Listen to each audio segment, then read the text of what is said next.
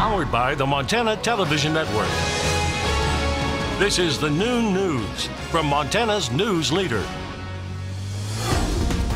A very good Thursday afternoon, and thanks so much for joining us here on the Statewide Noon News. I'm Samantha Sullivan. Shots fired in Missoula this morning after a crash on the city's north side. A suspect is now behind bars after leading Missoula police on a pursuit and firing at officers. Around 3:30 this morning, police were called to the scene of a crash on North Orange Street. Sergeant Travis Wells says one of those involved in the accident told a 911 dispatcher the driver pulled out a handgun and fired it following the crash. Officers later found the truck matching the suspect vehicle description, but when they tried to pull it over, the driver fled.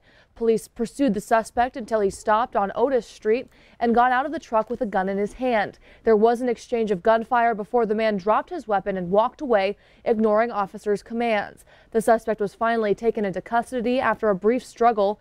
No injuries have been reported. Welsh says a Missoula police officer did fire his gun during the incident. And now we go to Roberts, where the head boys basketball coach faces criminal charges for what officials say was a romantic relationship with a 15-year-old student. Court documents say John Payovich had an inappropriate relationship with a teenage girl all of last winter. The Roberts school superintendent says he learned of the charges from MTN, and until Wednesday, Payovich was still hired to coach this upcoming basketball season. In August, Carbon County officials charged Payovich with one count of endangering the welfare of a child, which is a misdemeanor charge. Payovich allegedly met with the 15-year-old twice, once at his house and once at hers. At those times, Payovich is said to have kissed the minor. Payovich has pleaded not guilty. MTN spoke with Roberts Superintendent Alex Attor on Wednesday, who says the district first heard of the allegations back in January and immediately launched their own investigation. He says the district didn't find anything, so it placed Payovich on paid leave, sent the findings to the Carbon County Sheriff's Office, and then put Payovich on a professional improvement plan. Attor tells MTN he is drafting a suspension letter with the intent to place Payovich back on paid leave until the school board can weigh in. And over in Anaconda, the principal of both the high school and junior high, Sean Hansen, is also on administrative leave. This after reports of an inappropriate text message from Hansen to a 19-year-old former male student. Hansen reportedly asked him out on a date. However, police are not pursuing an investigation because both parties are adults. The school district has called in the Montana School Boards Association to investigate the incident. And in other news this afternoon, a 12-year-old Billings boy is in custody after police say he set a house fire which injured multiple people. Police say the fire that sent 6 people to the hospital early Tuesday was set intentionally by the child who was living in the home. According to police, the 12-year-old set the fire and then left the house. A press release states the boy was taken to youth services where he remains in custody. 4 adults and 2 children, including the suspect, were transported to the hospital following the fire on Yellowstone Avenue early Tuesday morning. One of the children was flown to Salt Lake City Children's Hospital and is listed in stable condition.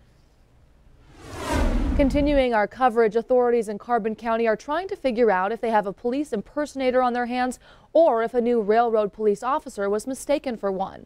Reports of a man in the white SUV with the word police written on it attempting to pull over drivers have been circulating in the area.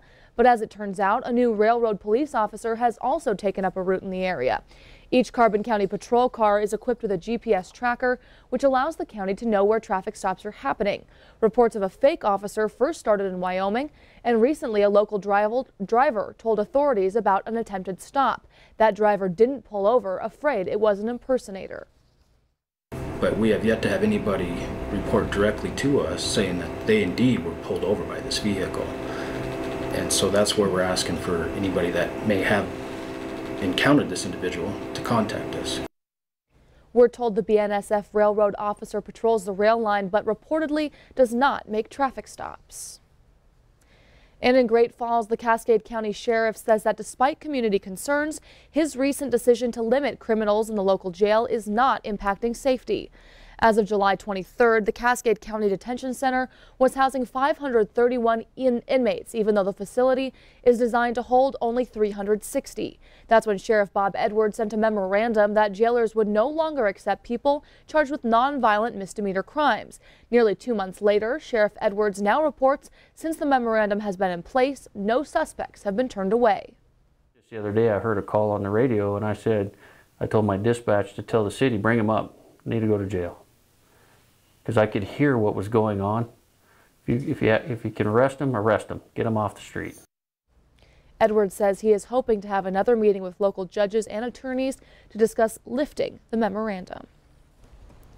And now we turn things over to Ed in the Weather Center. Ed, how are things looking out there right now? This morning we had rain showers, even some snow, Sammy. As we take a look up into the mountains of south central Montana, we see a little bit of it on Doppler radar from this morning. And in fact, around Red Lodge had a report of maybe even a little thunder snow. We had some small hail that was reported there briefly, but it's still warm enough it melted just about the time it hit the ground. Where we saw more rain was definitely up in northeastern Montana and pushing off in towards North Dakota. A big swath of the region saw at least some rainfall. All those red shaded areas show where we had significantly higher totals in portions up around the Fort Peck area. Many areas reaching 2/3 to 3/4 of an inch, and more reports still coming in. We'll take a closer look at the forecast coming up in a few minutes.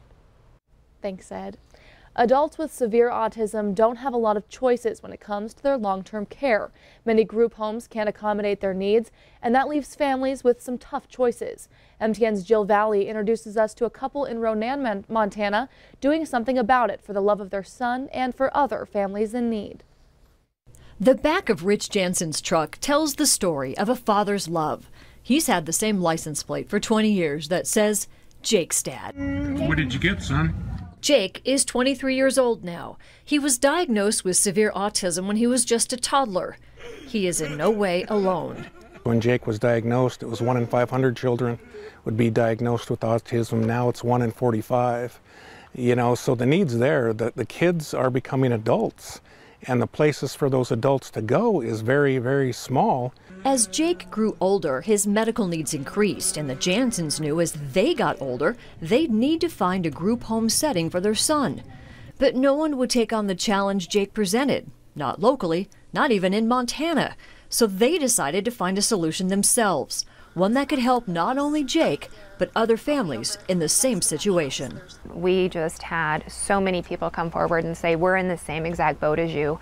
You know, we've tried to get our child into a group home, we've tried to do these things, and we keep facing walls and being told no, and you know, we agree we need to do something about this situation. And so out of that, and out of our being told, you know, that our local group home would not accept Jake, Proactive Living Facility was born. So on this 11.5 acres in Ronan, in the shadow of the Mission Mountains, the future site of Proactive Living Facility, one that will focus on care for autistic adults. This is definitely a project that is starting to gain some momentum. Already there's been an anonymous $150,000 donation through the Montana Community Foundation. The Gianforte Family Foundation has kicked in $25,000. They're hoping as they continue to raise money, they'll be able to break ground soon to help those adults in Montana with autism.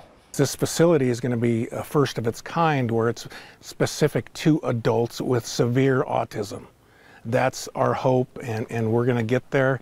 The sooner the better. You know, with a lot of prayers, we'll get there next spring. It is about providing a future, a home, and a sense of community, something we all deserve. I want to know that when I am gone, he is cared for and he is happy and he is in a place that is his, where he belongs. And so I think that every parent deserves to have the right to know that when they're gone, their child will be taken care of.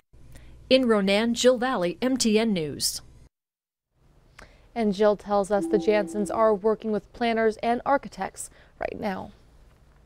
Well, thank you so much for joining us here on the Noon News this Thursday. Coming up, multiple people are dead after a shooting in Maryland.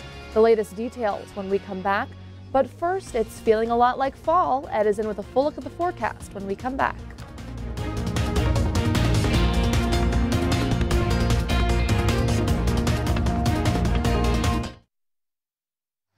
Watching MTN News with Samantha Sullivan, Storm Tracker weather with Ed McIntosh, and Farm and Ranch News from the Northern Ag Network. This is the Noon News on Q2, Montana's news leader.